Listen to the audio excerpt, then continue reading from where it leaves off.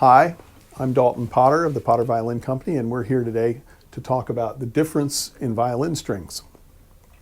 In the old days, they made violin strings out of natural gut, wrapped in aluminum or silver.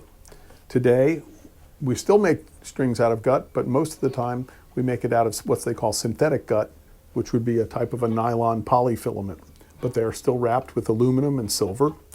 And the other option, of course, are steel core strings. Now, steel core strings come in several varieties.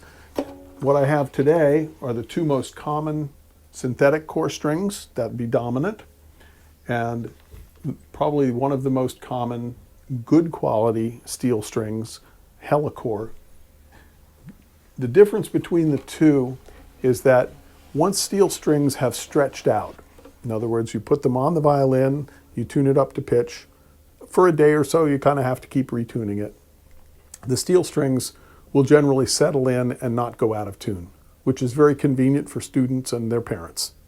The drawback to steel strings that don't go out of tune is that over time they put an increasingly higher and higher amount of pressure on a very delicate wooden instrument and can cause repair problems.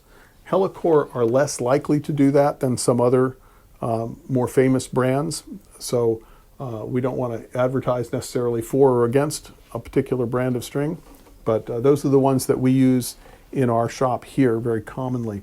The other strings that we use very, very frequently are dominant strings, which is a type of synthetic gut string. There are several other brands made by Tomastic. There are also brands that are made by Parastro, and those are available online from almost any violin shop that you can name. The difference is that the synthetic gut strings have a deeper, warmer, darker sound.